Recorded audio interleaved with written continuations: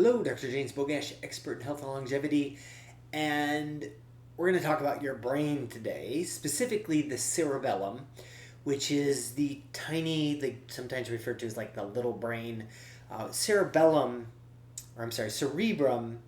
is where all the thought process and everything is generally thought to occur. Cerebellum is where things like movement and balance occurs. However, we do know that there is some cognitive function that happens in the cerebellum as well, but it's generally thought of for movement. And in prediabetes, diabetes, I really wish we'd get rid of the term because it's a spectrum. And it's not like on Monday you're fine and all of a sudden Tuesday you're diabetic. It's something that you've been progressing towards over the course of decades, and the damage occurs over decades. So the thing I hear all the time in my office when somebody has elevated cholesterol, elevated triglycerides, they're carrying more weight around the middle, family history of heart disease and diabetes and stroke and certain cancers, and the patient goes, oh, well, my doctor checked me for diabetes and he said I'm okay. I hear that all the time. That's the equivalent of a cigarette smoker saying, oh, well, my doctor checked me for lung cancer and he said I'm fine, so I'm just going to go smoke a pack.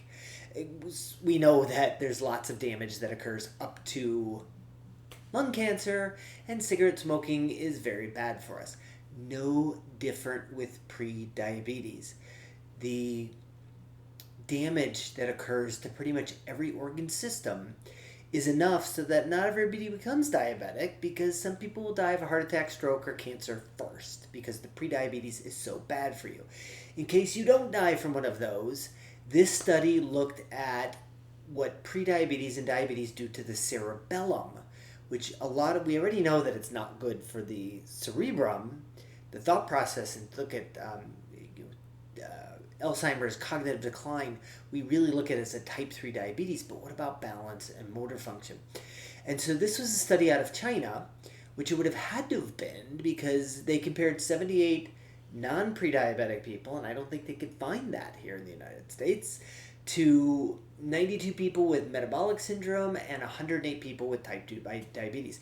And they looked at their brains and the cerebellum specifically, and what they found was that damage was occurring early in the stage. You don't have to become diabetic. There was brain damage to the cerebellum in people that were pre-diabetic, specifically or more related to motor function.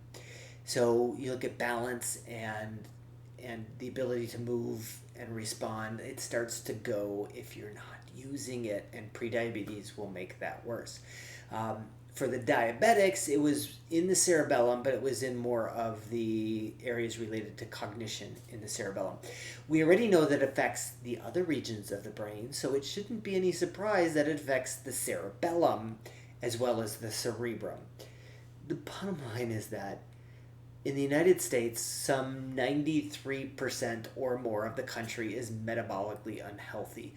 This almost always translates into prediabetes, and it's not good for your brain. So if you care about your brain, you need to start focusing on the things that you're doing that are leading to or away from diabetes. As always, I'll post a link to this particular study in the description. Make sure you like this video, share it with somebody you think needs the information, and subscribe to the channel.